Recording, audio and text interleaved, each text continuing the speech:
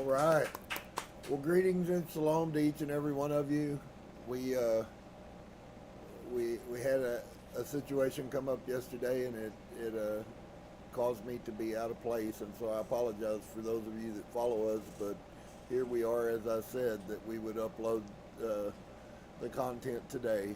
So we're going to pick up, and we're still dealing with Naomi's story of the crucifixion in our book. They Walked with Jesus by Dolores Cannon. Really profound. It's been really heavy. Pictures of who he were have been very much have caught my attention, and then just the whole complex with all the other things that we're learning and that are going on, of the reality of who we thought he was, or maybe who he's been made to be. And so I hope that you will maybe be able to breathe in a little bit of the reality that it's now starting to come to the forefront that we are more than we believe. And it really hasn't yet. It is slowly, but it really hasn't really manifested what we are. And so we'll look at that as we go on through time. So again, shalom and peace to each and every one of you. We'll come together like this, if you would, and then I will say to you, and hopefully you will return as namaste. All right. Well, we left off last week, and Naomi is kind of telling the story of the pieces that Dolores can get out of her, and about Yeshua. He's been crucified. She's living, and we haven't really gotten into yet all that she has, that we've encountered, but we do know that she at least has knowledge of that. And so Dolores asked the question, what is it? And Abigail asked the answers. I am on the road, and I'm walking into the village of the lepers, and he has been gone. I mean, he has had his physical death, but yet there he is. I see him on the road. And I think that one of the real sad tragedies of where we've come from, maybe many people, is that there's a glossed over, twisted kind of diversion. We do find these things in the Bible. Can they sometimes be certainly in different contexts and stuff, but nonetheless, we have pictures in the Bible of Yeshua appearing places. And the people were excited, but they weren't overly concerned, and they weren't scared, and those kind of things. And I think that we should really look at that and place value on that most of them, a lot of the supernatural, spiritual, metaphysical things were not that unusual to these people. It's only been portrayed to us that it would be. And so then Dolores asked, can you tell me what he looks like? And Abigail, crying, says, he looks the same, except he is in a fresh robe, but he looks the same. And so Dolores says, as though he was physical, you mean? Has he been gone very long? And Abigail responds, oh, it feels like a number of months. And so Dolores asks, what is happening? And Abigail says she was almost overcome with emotion. He is not talking with his mouth, but with his mind. He wanted me to know that he is with me always, and that he loves me, and that he takes pride that I have had the strength to continue to be of service, and to not fear for myself, but to help those who cannot help themselves. That is why he picked this time to make himself clear to me. And so Dolores says, are you alone on the road when you see him? And Abigail responds, yes, I took a break from the village. I do this. I go for walks And if it is safe to do this, I go for short walks when I need to think or just to get away by myself for a while. And Dolores says, then no one else saw him. Does he communicate with you very long? And Abigail responds, no, but he lets me know that he is with me and he will stay with me and appear to me, and that he is in a better place where he has things to do, where he is needed, smiling. And then Dolores asks again, then did he just walk away or what? And Abigail softly responds, he seems to have disappeared. I am alone again on the road. And so Dolores then asks, you must have heard the stories of what happened to him. Can you tell me?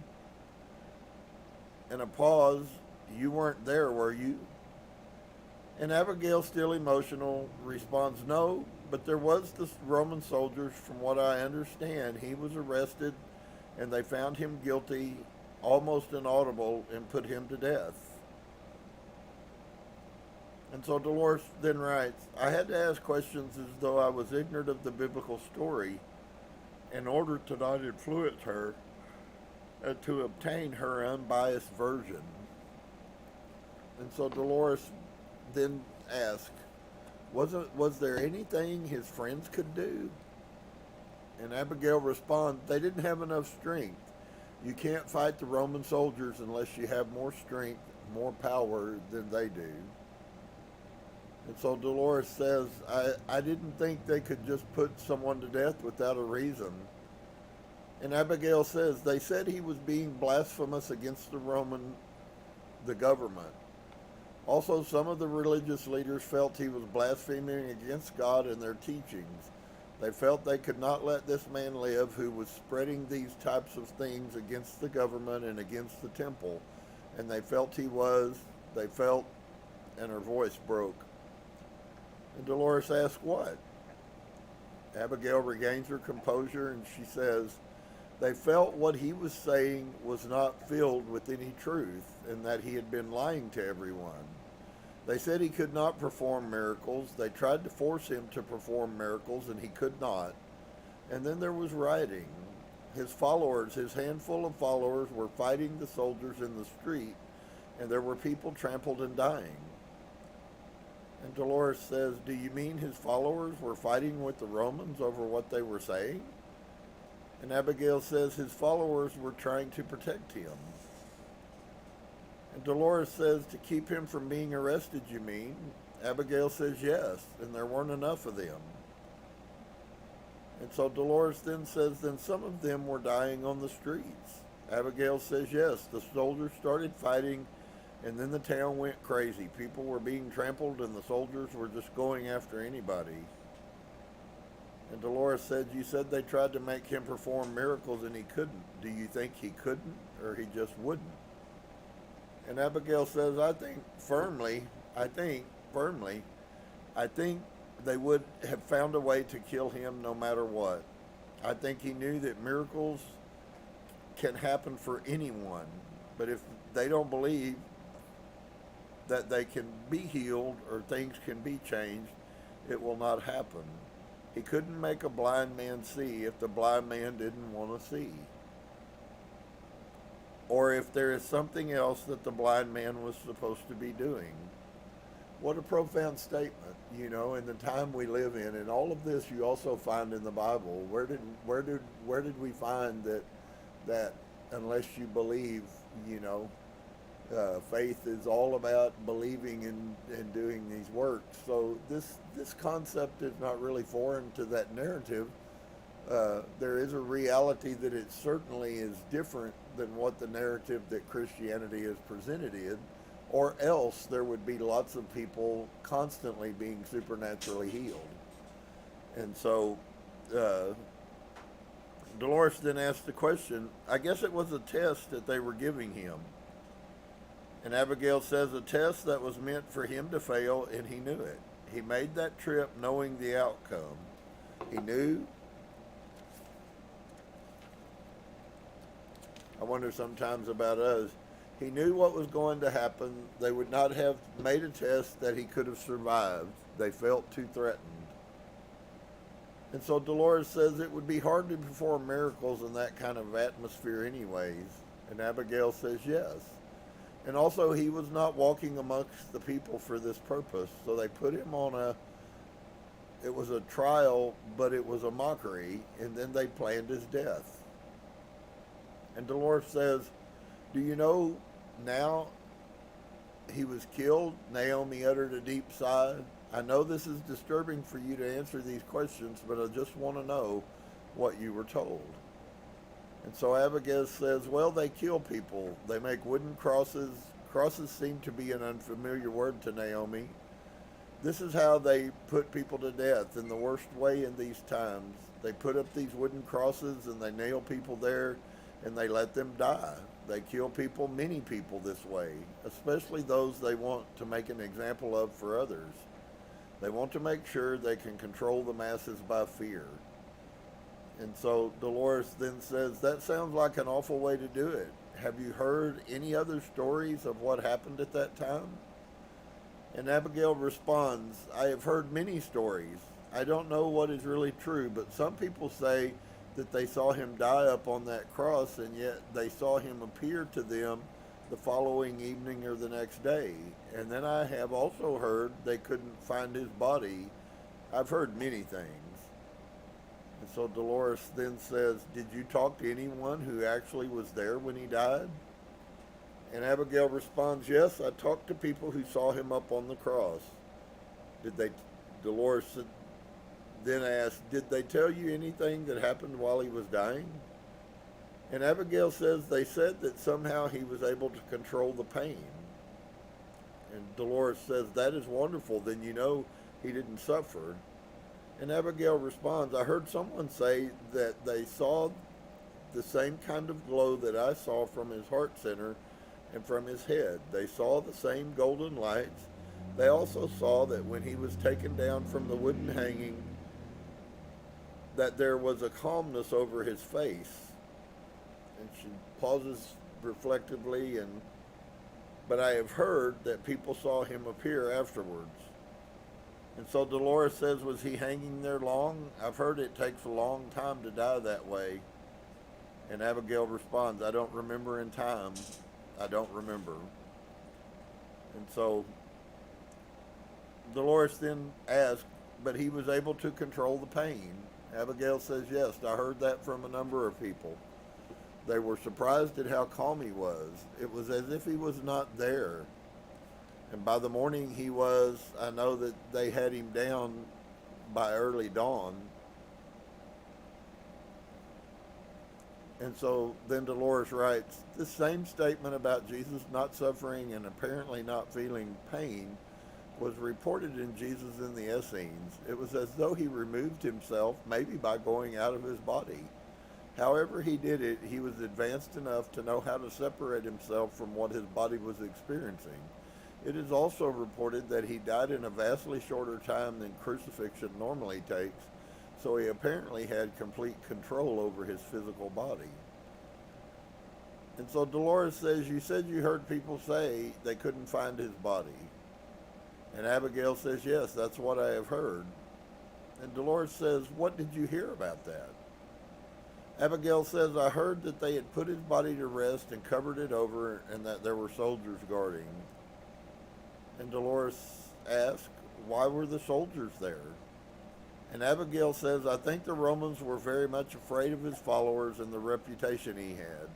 They were getting worried, so I guess they thought he was a prisoner of the government. And Dolores says, then, even after he died? And Abigail says, yes, I think they were filled with so much fear because he had gained so much control. That is why they could not let him live any longer. I heard that the followers were going to come and to get the body. And so Dolores asks, that's why they had the soldiers there? And Abigail says, yes. But I heard that when they went to take the cover off, the body was not there. This is what I've heard, chuckling as though it was absurd. I don't know. The soldiers went to check. I think the followers and the family finally were allowed to see the body, and I think that eventually the government might have given the body to the family. But they went to check, and they said the body was gone. I don't know what might have really happened. They could have drugged the soldiers or made them drunk, and the followers could have taken the body. They might have done many things to make it appear that the body had disappeared on its own. It's hard to believe, isn't it? Yes, there are many stories being heard, and if you were not there, they have grown. The stories grow by the time they reach you, but I know that the government and the temple were fearful of the following and the power and the hearing of the miracles and the healings that took place. They were feeling threatened, so they would have eventually found a way to kill him. Yes, it sounds as if they saw him as a threat, but we know he never did.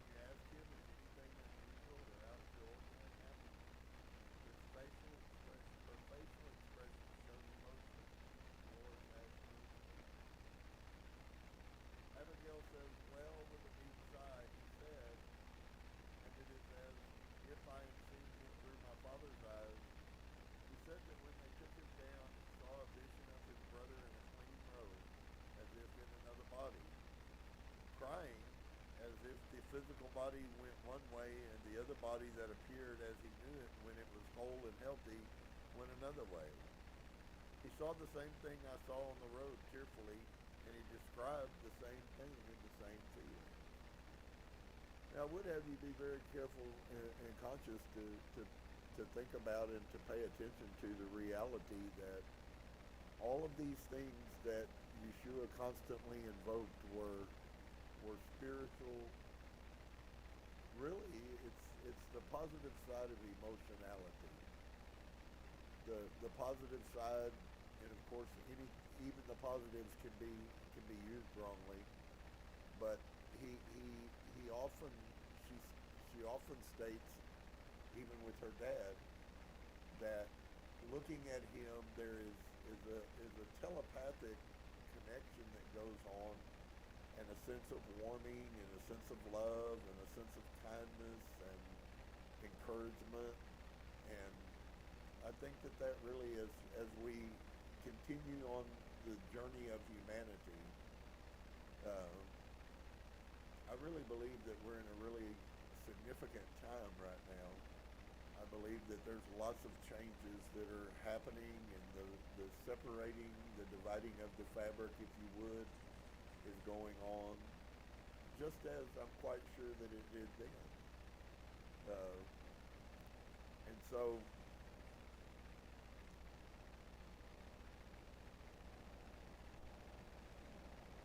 she's talking with her dad, and Dolores asked, "Can you ask him if anything unusual or out of the ordinary happened?" And he said, and it is as if I am seeing through my father's eyes, he said that when they took him down, he saw a vision of his brother in a clean robe, as if in another body. And I think that's really significant for us, friends. Although we've been massively lied to, this is not the end of the journey. This life, when we pass from this life, it is not the end of the journey. In fact, really, it's just the beginning of the next journey. And so he senses that. And crying as if the physical body went one way and this other body that appeared as he knew it when it was whole and healthy went another way. He saw the same thing I saw on the road tearfully, and he described the same thing in the same feeling.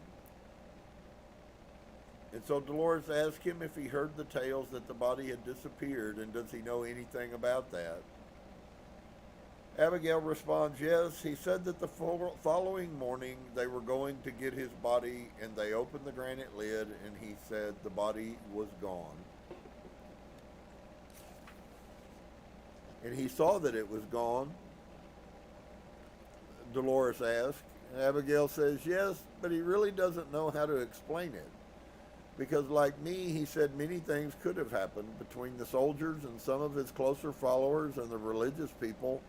My father feels, after what he had seen at the cross, that the physical body had no meaning. But he said there was no body. And so Dolores says, was anyone else with your father when he went there? And Abigail says, he said some of the followers that walked with the Nazarene, there were maybe a dozen of them. And Dolores says, what did the soldiers think when the body was gone? And Abigail responds, at first the soldiers were in shock. Then they became angry because they knew that would be held responsible for whatever happened. But there was definite shock because they had no idea how the body disappeared. And so Dolores then asked, then it would seem that they didn't have anything to do with it. Abigail says, no, I believe there are various kinds of herbs or spices you can mix in food or drink and make people sleep. You'll hear this concept if you remember the time in the past when we looked over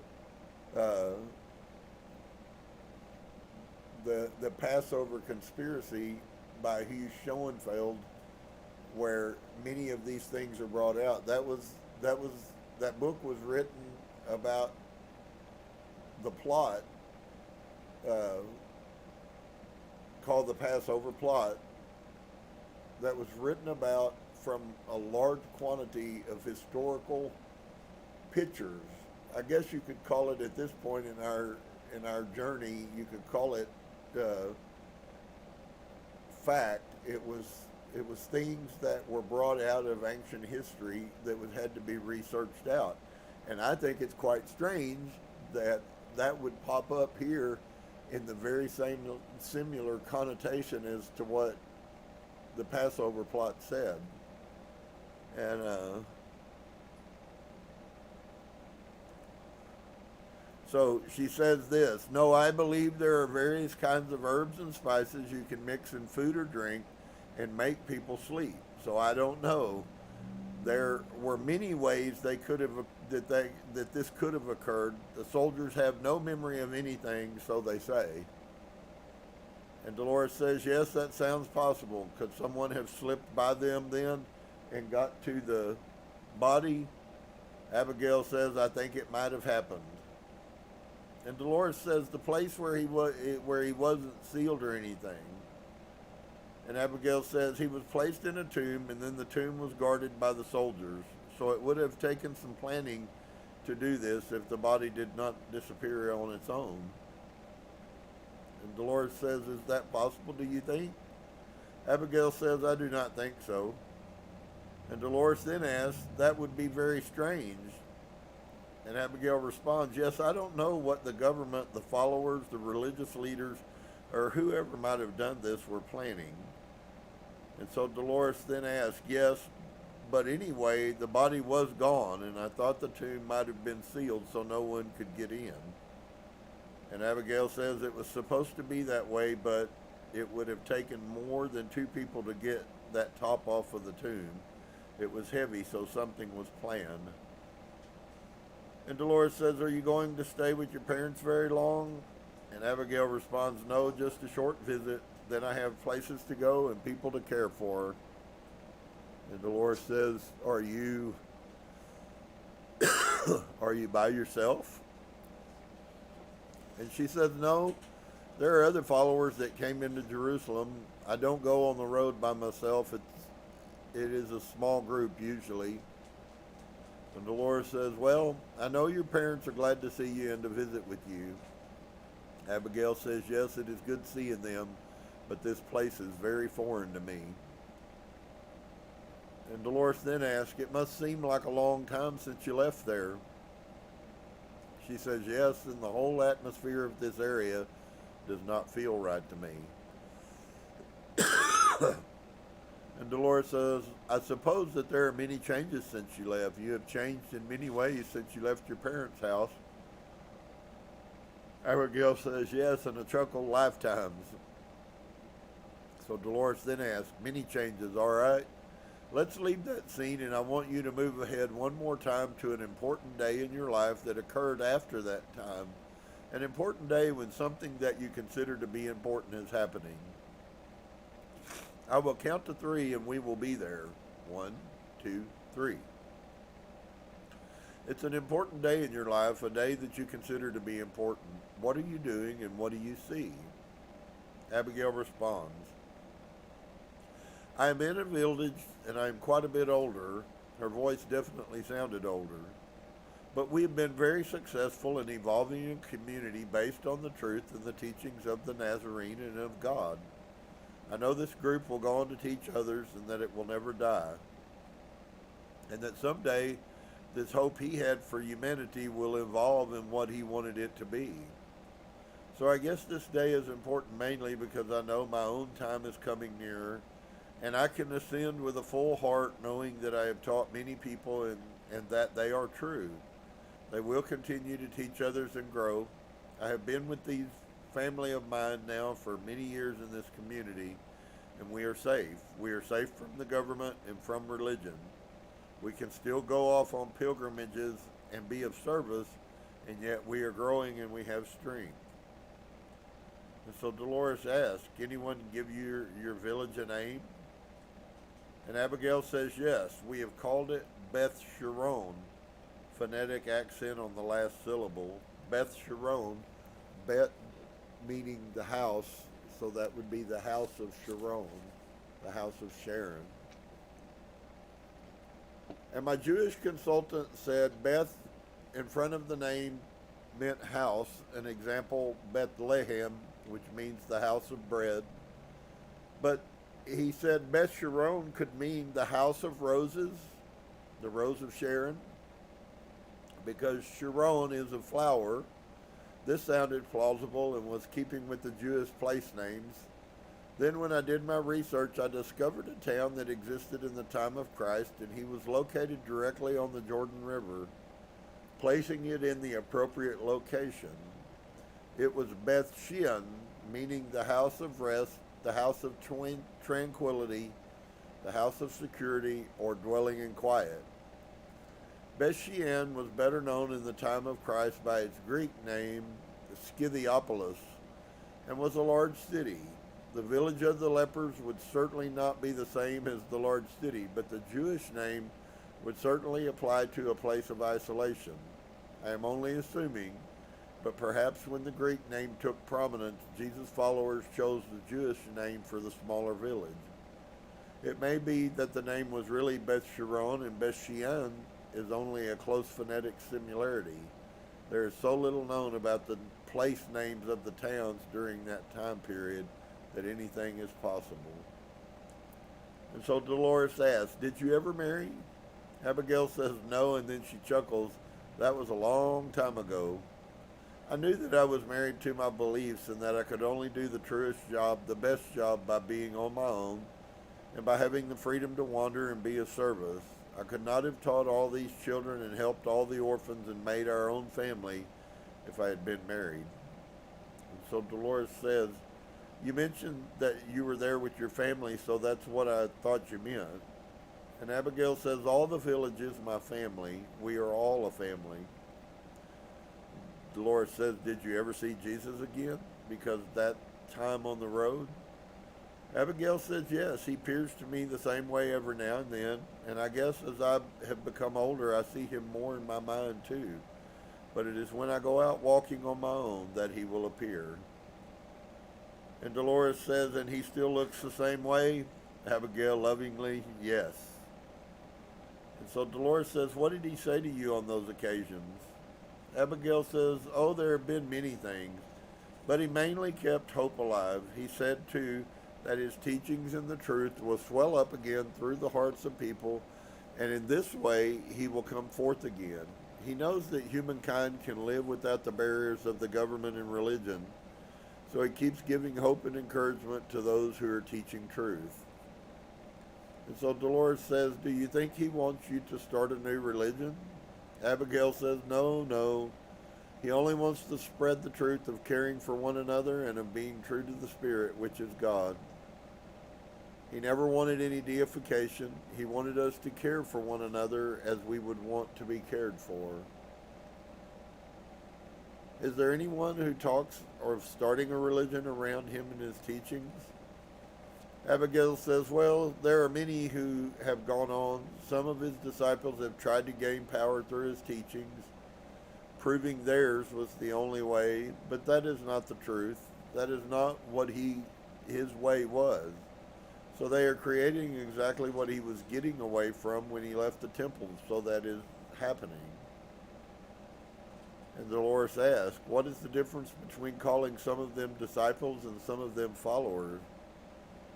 Abigail says, I guess when I think of the disciples, I think of this small group that was with him mainly.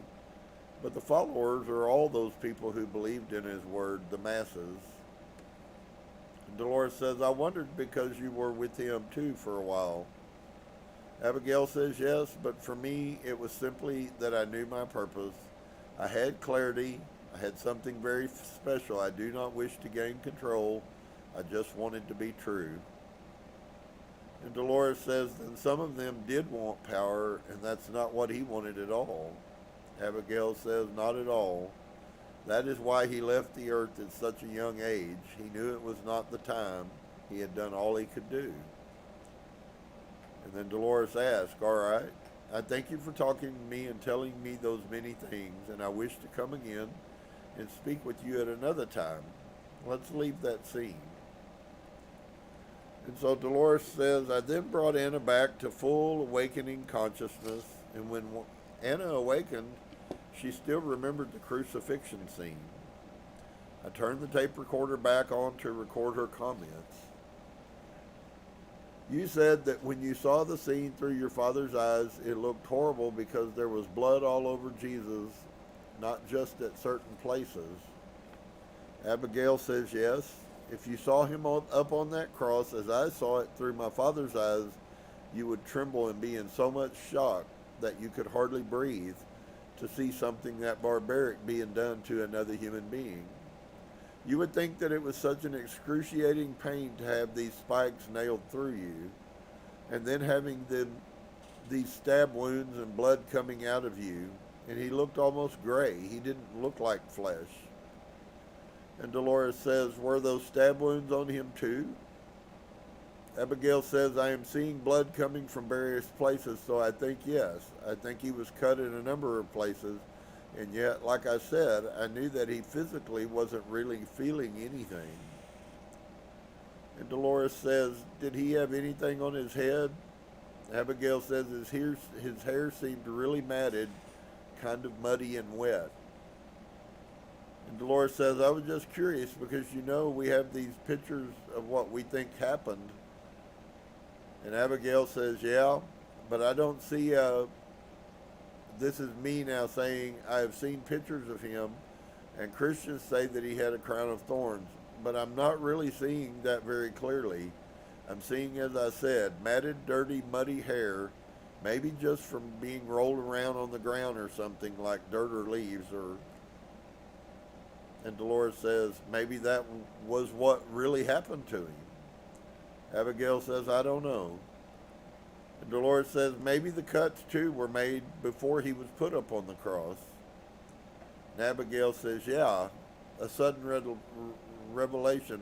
Oh, I know. I think what I'm feeling is that there must have been soldiers or people in the mob scene just jabbing at him. I'm feeling that things like that were going on. I really think he was aware of all the steps that he was going through before they were happening. And I think he was preparing himself each step of the way. Even in the mob scene, I think he was preparing himself against the pain. Because I think pain was caused by people jabbing at him and being thrown down and practically trampled on. And Dolores says, well, to me it makes sense that he wouldn't experience anything because he would be able to remove himself from that.